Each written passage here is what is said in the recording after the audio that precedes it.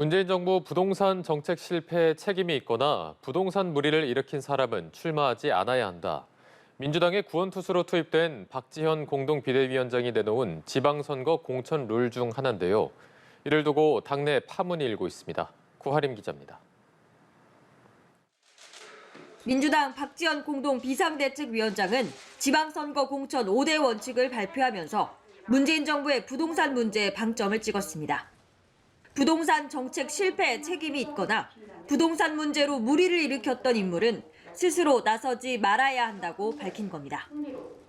국민을 분노하게 한 부동산 정책 실패에 책임이 있는 분, 부동산 무리를 일으켰던 분들은 스스로 나서지 말아야 하고 민주당 공직선거 후보자 검증위원회도 공천 신청자에게 부동산 보유 현황 서류 제출을 의무화하도록 했습니다.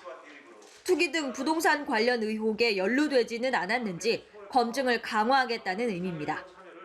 그러나 전북지사 출마설이 있는 김현미 전 국토부 장관, 충북지사 출마를 선언한 노영민 전 대통령 비서실장을 겨냥한 것으로 해석돼 논란이 일었습니다. 친문 신동근 의원은 SNS를 통해 박 위원장 발언 취지에는 공감한다면서도 희생양을 찾는 건 아니어야 한다며 신중론을 제기했습니다.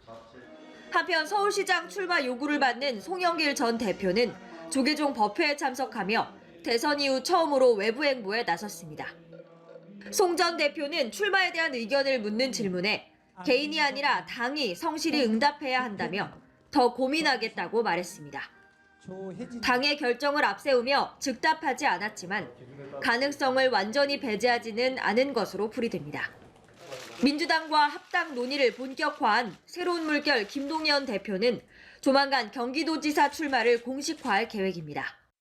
지금의 이 승자 독식 구조, 또 이 기득권 정치판은 좀 깨고 안민석, 조정식 의원과 염태영 전 수원시장이 경기도지사에 도전장을 낸 가운데 경선을 통해 후보가 결정될 가능성이 큽니다.